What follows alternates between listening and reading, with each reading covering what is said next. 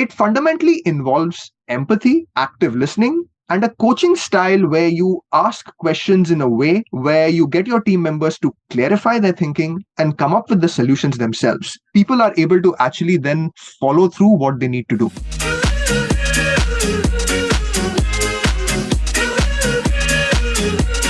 Jobs in AdTech. If you're looking for a new role in the industry, there's only one place to go. Free job listing for all recruiters and talent acquisition managers until September. Go to jobsinadtech.com today. Jobs in AdTech.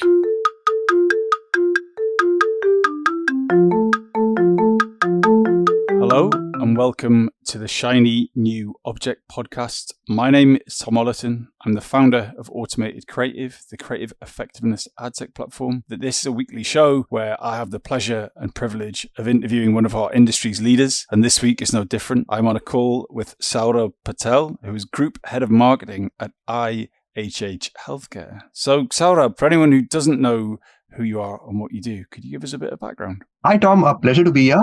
Sure. So I'm the Group Head of Marketing at IHH Healthcare, which is actually one of the world's largest private healthcare networks. It's listed on the Singapore and Malaysia Stock Exchange. It comprises 80 plus hospitals in 10 countries, including our key home markets of Singapore, Malaysia, Turkey, India, and iconic brands like Mount Elizabeth, Gleneagles, Pantai, Fortis, and Acibadem. So I'm responsible for sales and marketing strategies, digital engagement, and key related digital transformation activities. I've been with IHH for around 4 years. And prior to that, I spent 19 years, I know it's a long time, at Johnson & Johnson Consumer, doing various roles in sales and marketing across India, the USA, and Singapore. So in that time, you must have worked with a lot of juniors, a lot of graduates. I'm curious to know, what advice would you give a smart, driven student who's trying to make it in the industry and follow your footsteps? Okay, I find it to be an amusing question because I fundamentally, out of my 23 years, I spent 19 years in one company, which a lot of people don't really do today. But jokes aside, one of the reasons I stayed in the same company for 19 years is because I got to do so many different things in terms of the function, which is marketing, sales, product development, supply chain, markets, India, USA, Southeast Asia, and categories, baby care, personal care, skin care. So I have actually two pieces of advice to somebody who's new and wants to excel in the marketing industry. So for someone starting out, my first piece of advice would be that while you do want to obviously establish yourself in the marketing function, do not over specialize within that. I mean, a career is finally a marathon, not a sprint. So make sure you expand your experiences and change maybe one or two vectors. So say, for example, if you want to stay in the same product category which you love, then maybe change your area of work within marketing for that. So you might be doing social, but maybe change over to search in the same product category. Conversely, if you love your area within marketing, then change your product category or industry or geography. In my case, I stayed within India the first 9 years, but changed product categories often. I also did sales as an additional function, and I got to change geography after that. The second point or the second piece of advice I would strongly give is that make sure you do sales and you basically get experience working in a function where the transaction happens in your company or your industry and where your company makes money. In my case, in consumer goods in India, right? I mean, marketing and brand management and comms is one thing, but where a brand really lives or dies is in the retail environment, which in India consists of, thousands of traditional mom and pop stores, which are serviced through business partners like distributors. And this could look a little bit different by industry, right? So say, for example, if you are in B2B marketing, then you impact business, but you're still a little bit far removed from account management, where the money actually gets made, which is sales. And again, you don't need to become a specialist here and spend years together doing sales, but a stint in sales is important, I would say. It could be field sales, it could be e-commerce, it could be account management. I actually had the privilege of working in consumer goods in India, where you're never seen just as a marketing person or a salesperson, you're seen as both. The other reason to do sales is that it gives you the experience pretty early in your career to actually manage people or work around people, which are, again, life skills and career skills, which will take you far. So those are the two pieces of advice I'd have.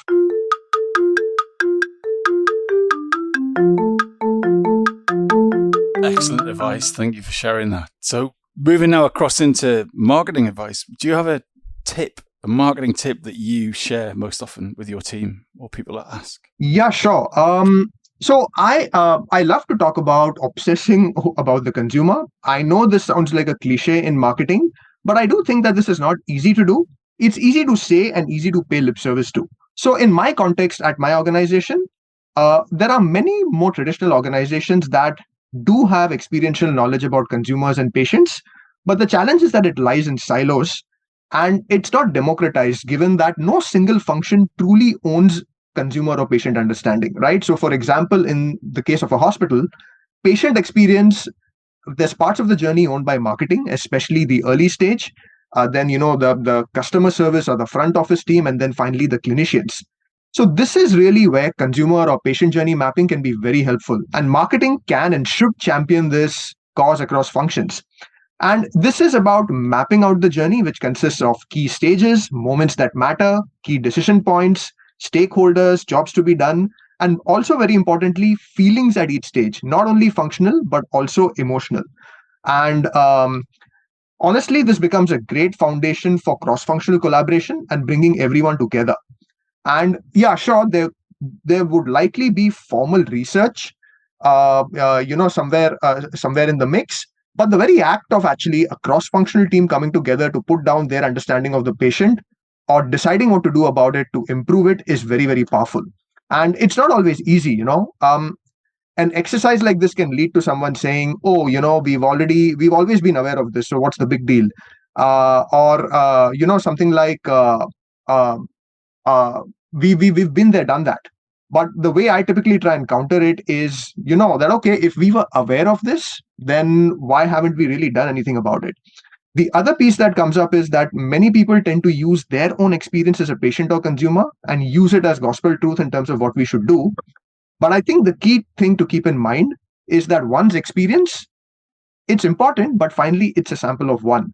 So you should definitely consider your own experience as a consumer or patient, but don't treat it as the be all and end all. Use it as a starting point or a hypothesis which should be validated. If I were to just quickly share an example on this, we actually had this for one of our core businesses, which is oncology, where we brought key functions together to put together the patient journey with key moments that matter and decision points, and it led to a lot of value. We got actually enough deep understanding to, number one, write better briefs to our marketing agencies.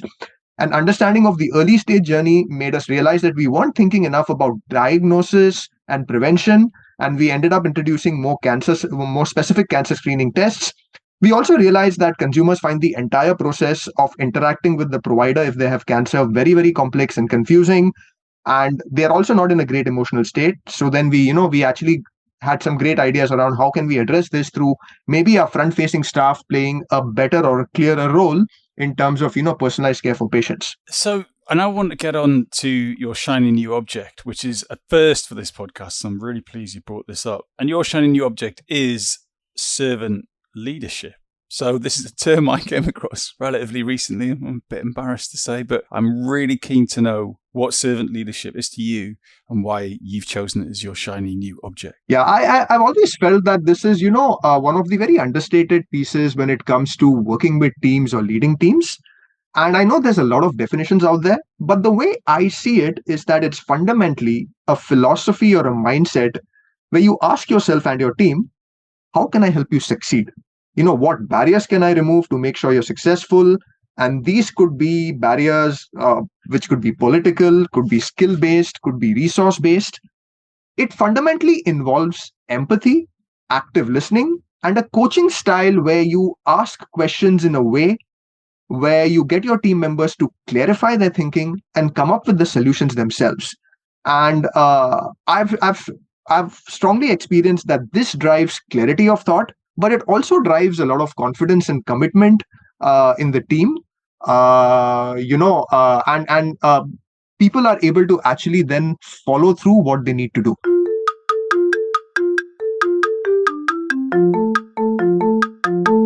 This episode of the Shiny New Object podcast is brought to you in partnership with Madfest. Whether it's live in London or streamed online to the global marketing community, you can always expect a distinctive and daring blend of fast-paced content, startup innovation pitches, and unconventional entertainment from Madfest events. You'll find me causing trouble on stage, recording live versions of this podcast, and sharing a beer with the nicest and most influential people in marketing. Check it out at www.madfestlondon.com.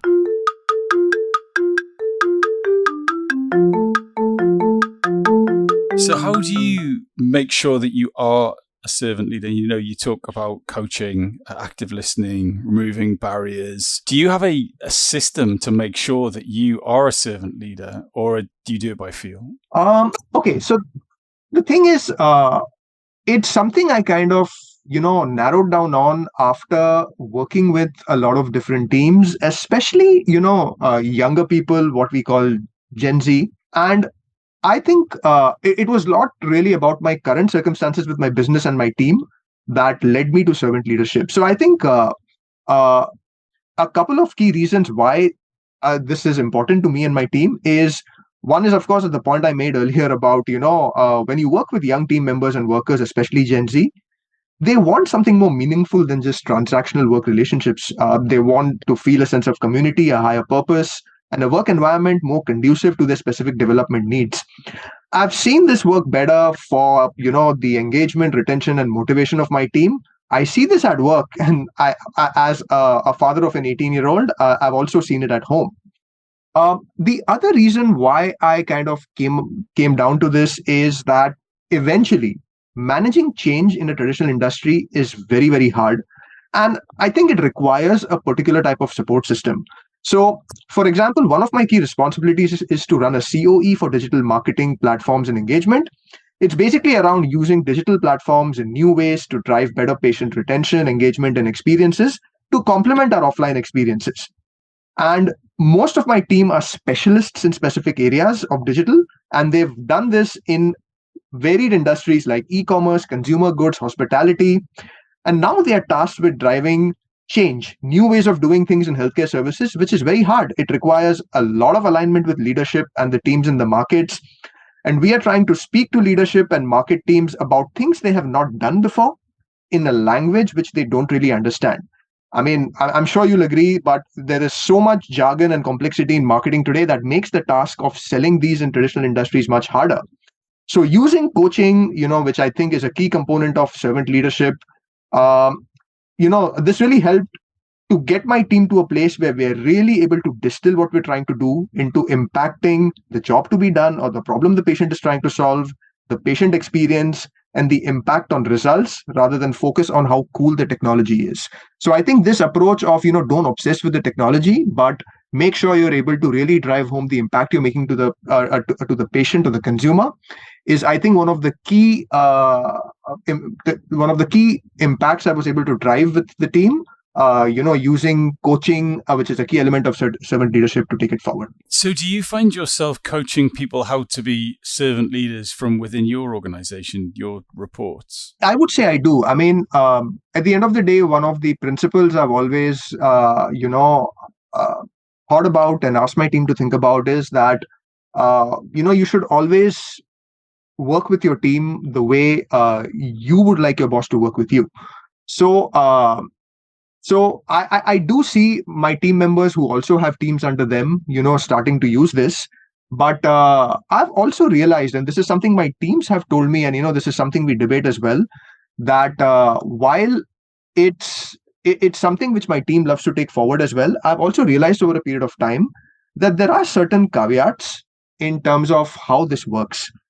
And I've realized that, one needs to actually be flexible also at the same time about your own leadership styles.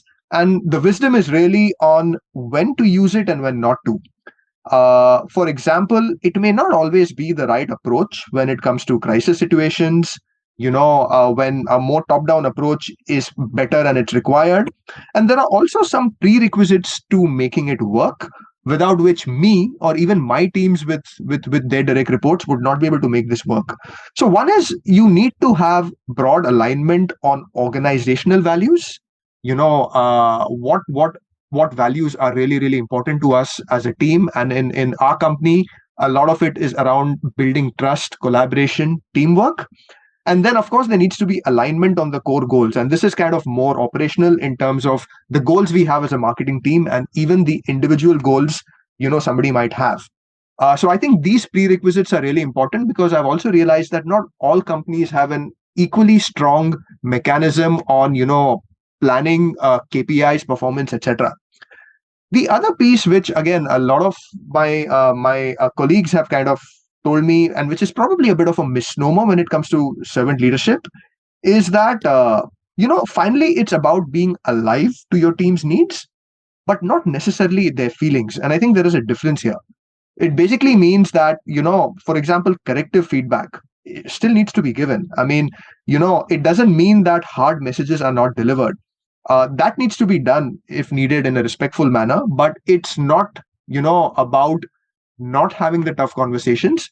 In fact, I would say if this is adapted the right way, the tough conversations become easier because your team realizes that you're coming from a place of serving them or helping them do better versus necessarily coming from, a place where you're reprimanding them.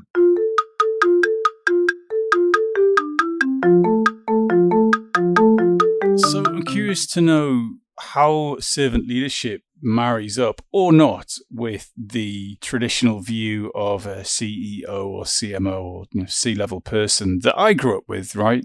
There weren't that many examples of servant leadership that I could see. It was quite the opposite. It was a dictatorial leadership where you do this because I'm the boss and I'm telling you to do it. So, I mean, we could list off a whole group of people who fill out that persona, the sort of Steve Jobs type character, whereas servant leadership seems to be a much more gentle approach. So do you think that this is going to be the future of leadership, apart from in those times of crisis or when hard conversations need to be had? Or is this just another type of leader to sit alongside the more dictator-style approach? So here's the way I see it. I think there will always be a lot of different approaches to leadership. But I do think that servant leadership will be used more and more. And the reason I feel so is that after having worked for, more than 20 years, I think if I take marketing, right, the pace of change in marketing, especially given technology, has been tremendously quick the last, 10 years or so. I mean, when I started off, being, say, a brand manager, a lot of what I used to do was print advertising and TV advertising. And, you worked with agencies to kind of build these 30-second TVCs. And obviously now brand managers of today, yeah, they probably still may work on that.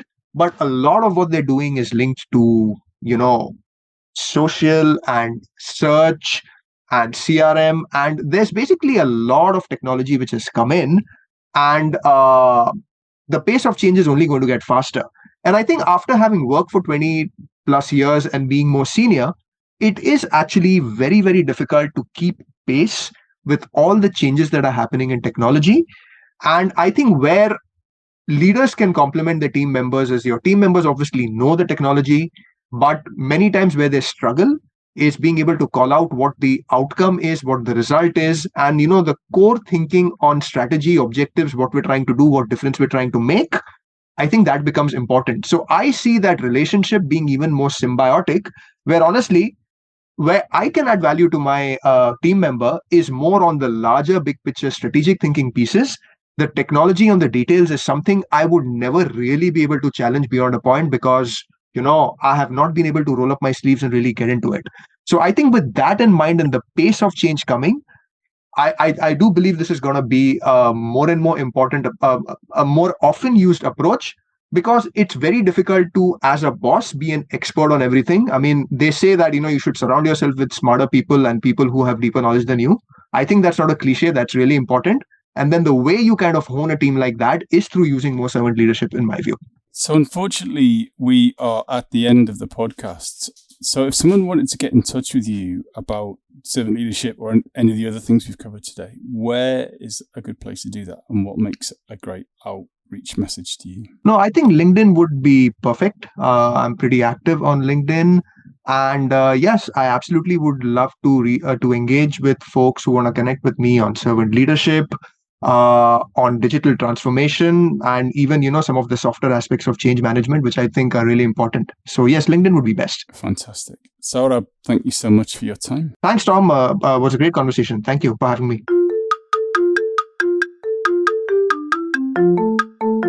Hi. Just before you go, I'd really appreciate it if you could take the time to write a review of the Shiny New Object podcast on Apple Podcasts or iTunes, whatever it's called these days, or whichever podcast provider you use. We're an indie podcast, so it would go a long way for us if you could just share the word and give us a bit of a support on those channels. That'd just be fantastic. If you haven't got time, that's also cool. And yeah, if you could tell your colleagues about the podcast, and also, if possible, don't forget to subscribe. And I'd love to hear your feedback. If you'd like to speak on the podcast or be a guest, or you think I'm asking the wrong questions, anything, I'd be super interested to hear what you think. So please email me at tom@automatedcreative.net. That's TOM at, I'm not going to bother spelling it. Anyway, you'll work it out. Thanks so much.